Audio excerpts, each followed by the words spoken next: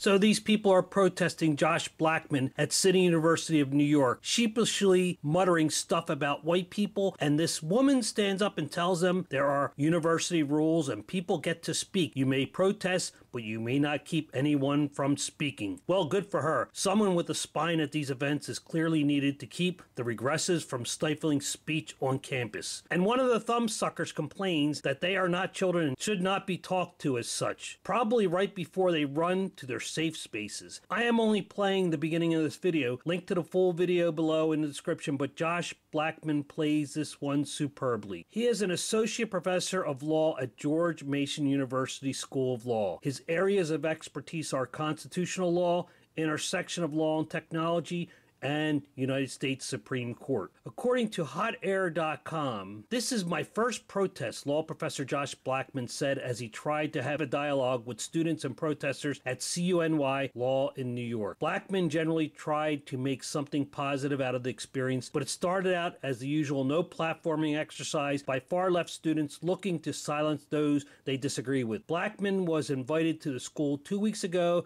to speak on the importance of free speech on campus. Let the irony of that concept sink in, folks. The few dozen protesters who showed up proved such a lecture was badly needed. From Blackman's blog, shortly before the event began, I spoke with CUNY's Chief of Public Safety, explained that a few dozen students were already assembled in the hallway outside the room. They had amassed earlier in the day to create posters and signs. Students passed out poster board and markers. I asked him if they would heckle me in order to prevent me from speaking. He said he did not know. Much to my surprise, when I entered the room, after that rude welcome, there were only about 5 people in attendance. Moments later, the protesters with signs filed in and surrounded all 4 sides of the room. About a dozen of them were standing directly behind me. The president of the Federalist Society chapter asked the students standing behind me to move to the back of the room. They refused. I didn't raise any objection. Had they stayed there and not made any noise, it would have been fine with me.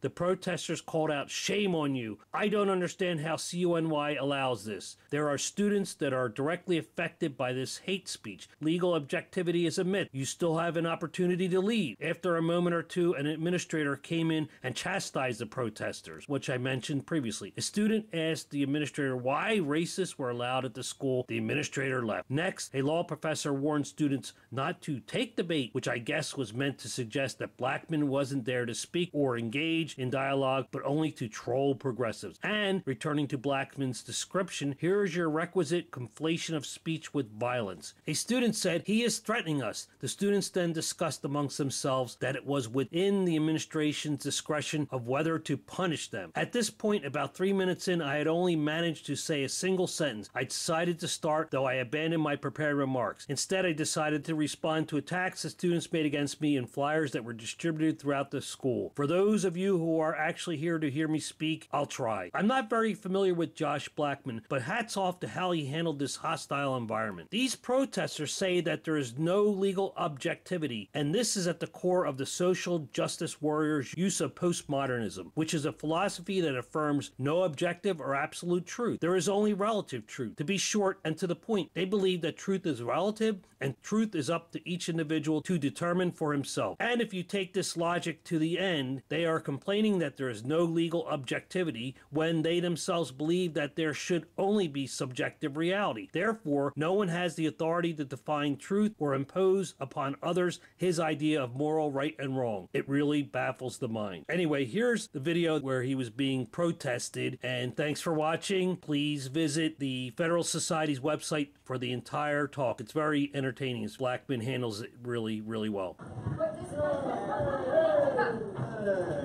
How you doing, guys?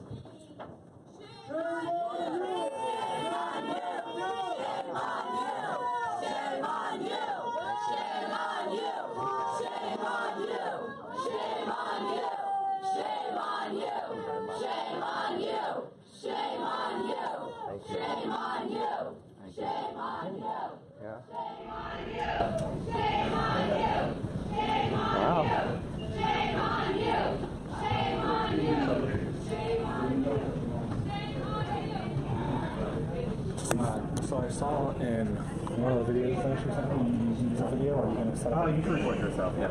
No, I mean use a video. Yeah, No. You using that like reference? I'm not doing that today. Thank you. Have a recording? I'm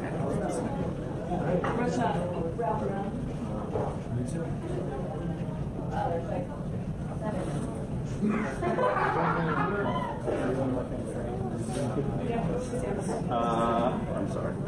I don't know. I'm not sure what would actually work here. I don't think anything's good.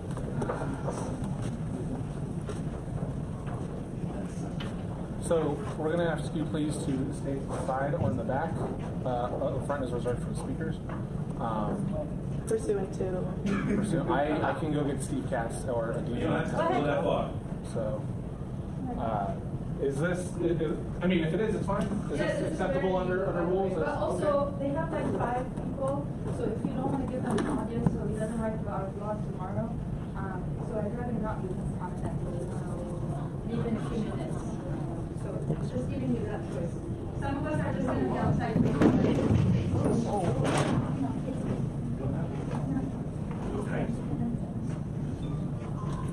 You all right?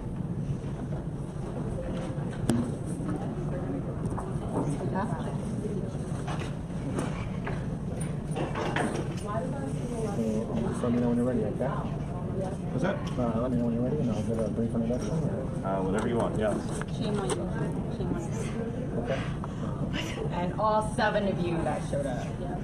Had to be the I white don't people. understand how CUNY allows this. I just don't get it. I don't understand. There are students that are directly affected by This is really a fucking views. Legal objectivity is a myth. You still have an opportunity to leave. Yes. And also, it's not ready. So thank you guys for coming. I'm here to introduce Professor Josh Blackman from the South Texas College of Law. He's here today to discuss the topic of freedom of speech within the context of university. I don't understand. Professor Blackman has written numerous articles on numerous constitutional topics, and he's given this speech many times before. And so, Professor Blackman, everyone. He's filming us, just so everyone's aware. He's filming us. He's filming us. Well, thank you very much to CUNY for having me. It's a pleasure. White men and those who support white supremacy. I'm not white. I'm not white. Then why said those who support white supremacy? Excuse me, I think it was already explained to y'all that you're not supposed to interrupt the speaker once he starts. All right, listen.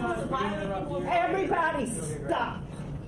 Let me tell you something. The university rules are people get to speak. You may protest. You may protest, but you may not keep anyone from speaking. If you do, I have other things to do. I will be back. Or you can resolve this yourself. Or you can have me resolve it. Why are you delivering racism to your school? Can you answer that? Why haven't you provided support for students who are affected by hate speech? You hear me. You're not children. You can't talk. Can't silence us. Please don't take the bait. Don't take the bait. She is threatening you guys. It's ultimately her choice whether she wants to do something. It's not our choice. It's totally within her discretion. She is literally making that choice, not us. So, for those of you who are actually here to hear me speak, I'll try. When I came today, there was a sign or handrail that says oppressors are not welcome.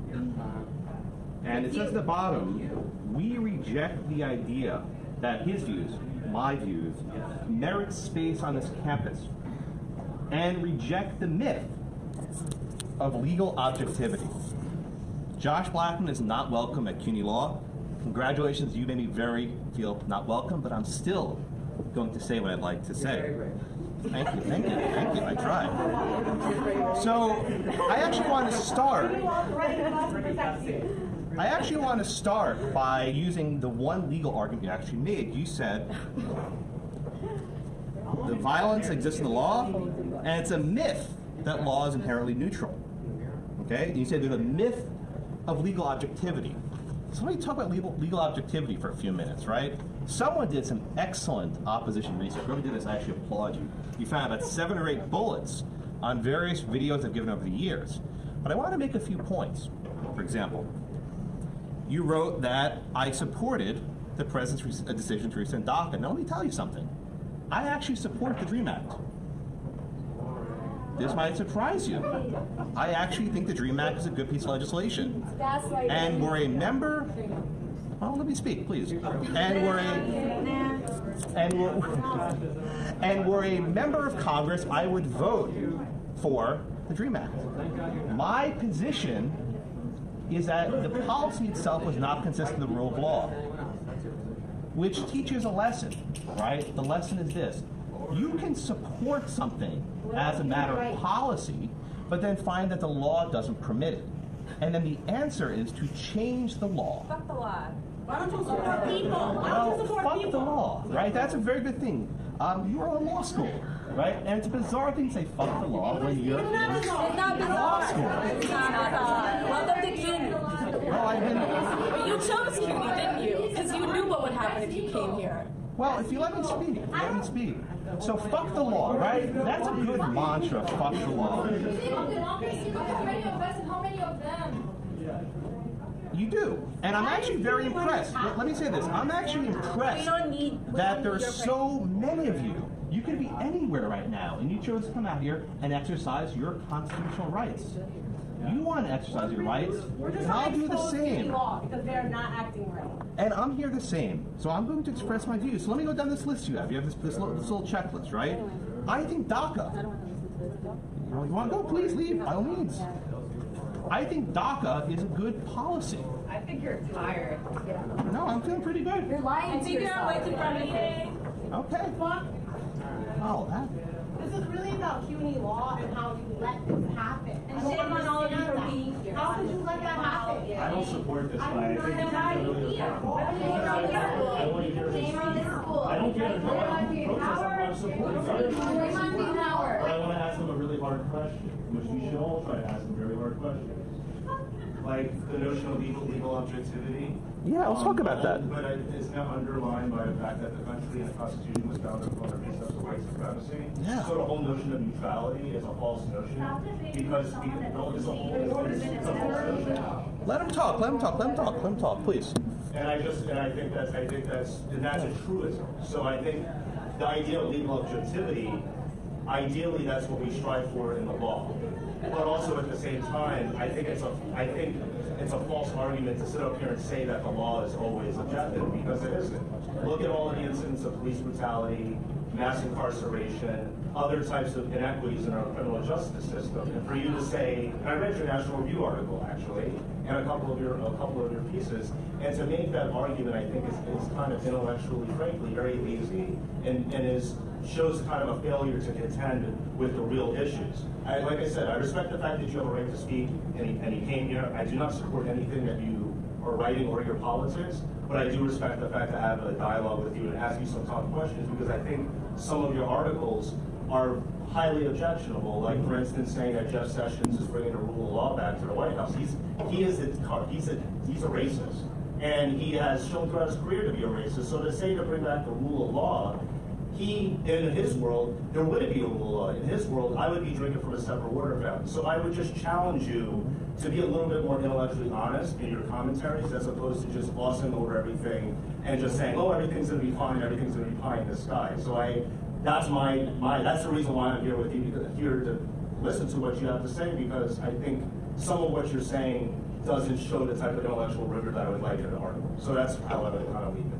Thank you. What's your name, sir? Lamar. Lamar, I appreciate that. I'm actually from New York City. I grew up in Staten Island, and my girlfriend's from Queens, so this is very... Goodbye.